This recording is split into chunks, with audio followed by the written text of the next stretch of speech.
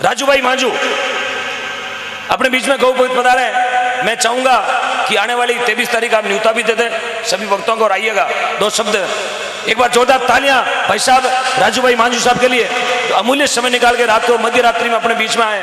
बहुत बहुत साधुवाद। मेरे बड़े भाई साहब के चरणों में, ओम जी के चरणों में मेरा नमस्कार।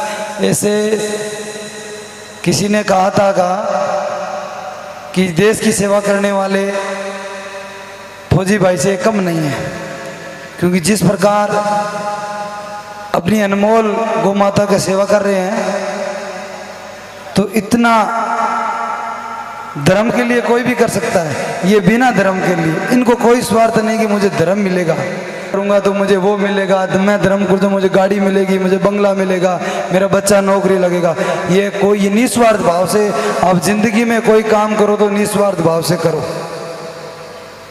तो मैं सभी भाइयों से एक निवेदन कर रहा हूँ, माता और बहनों से, कि जिस प्रकार इस गांव के अंदर पहले एकता थोड़ी कम थी, मेरे पास सूचना आई थी कि एकता कम थी, गांव में जो गौशाला का प्रोग्राम रख रहे थे उनका विरोध चल रहा था।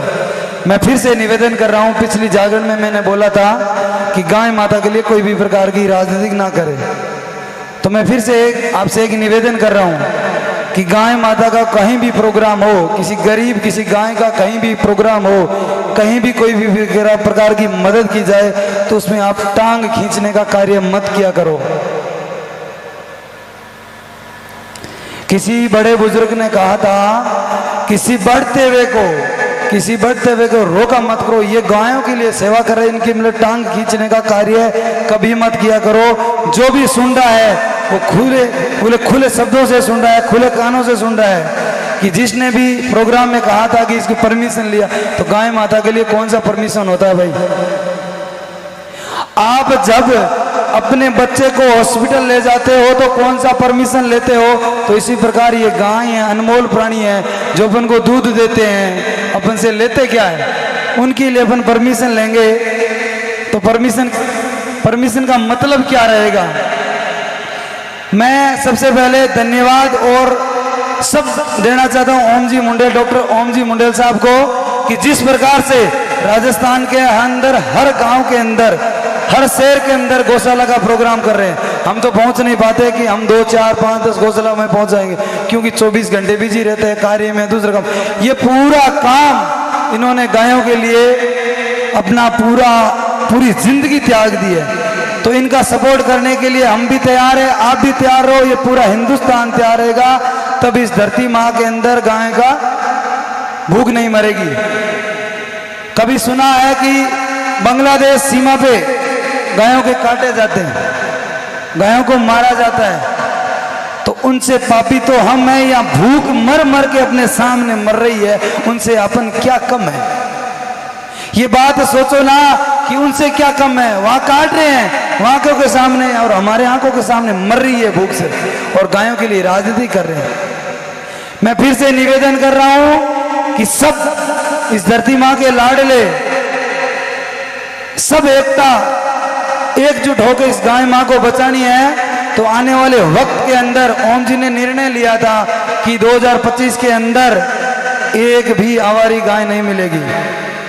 तो सबसे निवेदन कर रहा हूं, और मैं माताओं से, बहनों से निवेदन कर रहा हूं, अपनी बेटियों को इतना पढ़ाओ, बेटों से आगे बढ़ाओ। गांव के अंदर बेटियों को खेल कूदने से मना करते हैं कि खेलना कूदना ये बच्चों के लिए, शरीर के लिए स्वस्थ है, और बच्चियों को पढ़ाने के लिए आगे बढ़ाइए। बच्चियां कम नहीं है, और जितना अपनी बेटियों को संस्कार दोगे, अपनी बेटों को स्कूल में पढ़ाओगे, इतना ही अपना देश तरक्की करेगा, आगे बढ़ेगा। इस संसार के अंदर इटली, जापान, अमेरिका आगे क्यों बढ़ रहे हैं? क्यों? वहां का एजुकेशन, वहां पढ़ाई बहुत तेज चलती है, वहां पढ़ाई बहुत अधिक है अपन से। तो मैं निवेदन कर रहा हूं मेरे छोटे भाइयों से कि आप सेल्फी लेने के लिए बहुत तेज दौड़ते हो, मेरे से शिक्षा लेनी है तो कोई बदमाशी की शिक्षा मत लेना, कहीं झगड़े की शिक्षा मत लेना, किसी जेब कतरे की शिक्षा मत लेना, कोई गैंगवार की शिक्षा मत लेना। पढ़ाई, अपने माँ बाप की सेवा करना, और इस गायों और गरीबों के लिए हर समय मदद करते रहना, आप कभी गिरोगे नहीं। कभी चाकू लेके, कभी तलवार लेके, कभी पिस्टल लेके, मैं मजबूर हूं। मेरा अंदर दिल कहता है, मैं कितना अंदर से तकलीफ है, लोग मुझे सही रास्ते पे आने नहीं देते, मैं इतना मजबूर है। मैं एक दिन आपको मेरी मजबूरी बताऊंगा कि लोग कितने मुझे मजबूर कर देते हैं। मुझे चलते रास्ते से पत्थर मारते हैं, उनको जाके पूछो उनकी हालत क्या है।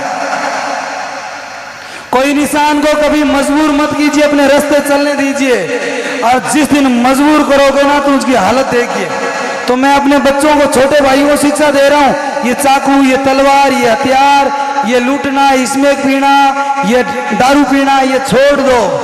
इस धरती का उद्धार करना है, इस धरती माँ का उद्धार करना है, तो नशे से दूर हो जाइए। बोले श्री गुरु जम्बेश्वर भगवान की। मैं ओम जी मुंडेल साहब को, डॉक्टर ओम जी मुंडेल साहब को फिर से धन्यवाद देता हूं। इनकी तरह तो सेवा क्या पता कर पाएंगे, लेकिन इन्होंने जो अपना जीवन इस धरती माँ के लिए, इस गौ माता के लिए अपना समर्पण दिया है, उनको मैं बहुत बहुत धन्यवाद मेरी पूरी टीम से।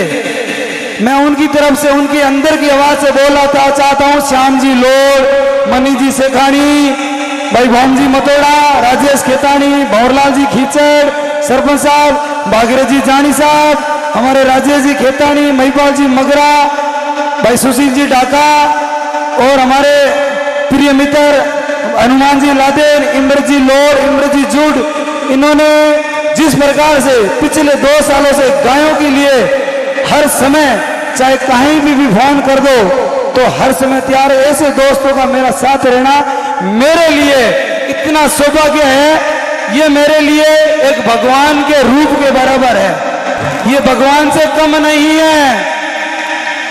इन्होंने, मैं कहीं भी जाता हूं मेरा इतना साथ देते हैं। इनका दोस्तों का कोई एहसान नहीं होता है, लेकिन इनका प्यार मैं कभी नहीं भूल पाऊंगा। एक माँ से कम नहीं, एक बाप से कम नहीं, एक भगवान से कम नहीं इनका प्यार। और इन्हीं का प्यार अब ओम जी से मिलके इस धरती का उद्धार करेंगे। इनसे बड़ा गुरु कोई नहीं है। मैं तो आज इस धरती का गुरु मानूं तो ओम जी को मान रहा हूं, क्योंकि एक अनमोल प्राणी का, एक अनमोल प्राणी की सेवा करना बहुत बड़ी बात होती है। इंसान की सेवा कर सकते हैं, गुरु जी की सेवा कर सकते हैं, जो किसी का नहीं है। गाय रोती है तो किसको कहती है मुझे भूख लगी है, मेरा पेट दर्द कर रहा है, उनकी सेवा कर रहे हैं। मैं इनको धन्यवाद देना चाहता हूँ, बहुत बहुत धन्यवाद। मैंने आपका टाइम 5-10 मिनट खराब किया है, क्योंकि मैं वक्ता तो नहीं हूँ, लेकिन कुछ शब्द मेरे आपको गलत लगे तो बुरा मत मानना, और मानो तो मेरे भाई हो। बोले श्री गुरु जम्बेश्वर भगवान की, बोले बजरंग बली की, बोले तेजाजी महाराज की। मैं एक और निवेदन करना चाहता हूं। 23 तारीख को हम सब का गौशाला है, मेरा नहीं है, हम सब का है। 23 तारीख को जम्बेश्वर नगर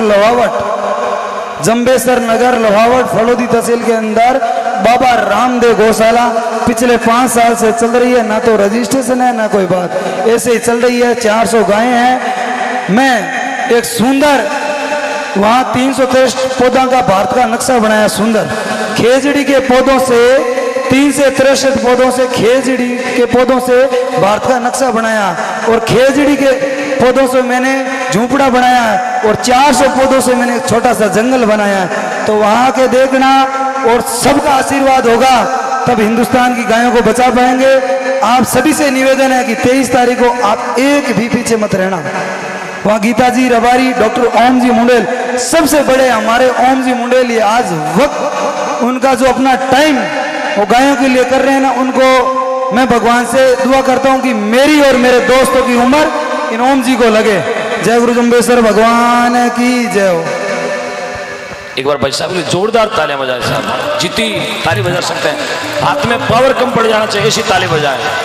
एक भावना देखिएगा, दिल की भावना, क्योंकि ना तो राजू भाई उद्घोषक है ना वक्ता है, या ना कोई किसी राजनीतिक पार्टी से आप बिलोंग करते हैं, शायद मेरा तब तक मानना है।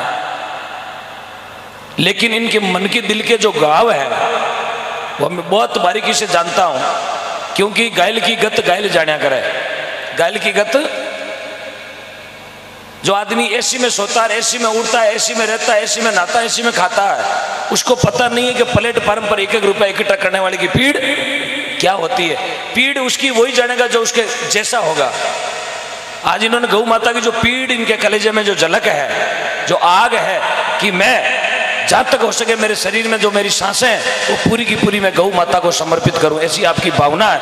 मैं भगवान गुरु जम्बेश्वर भगवान से, परमपिता परमात्मा से, 33 करोड़ देवी देवताओं से यही मंगल कामना करता हूं, प्रभु आप जैसा भाई हम सबको मिले, और मिल गए हैं। हम तो ढूंढते ढूंढते आए थे, लास्ट में लौट के दोनों में आप मिल गए हो। बहुत बहुत धन्यवाद आपका, बहुत बहुत साधुवाद।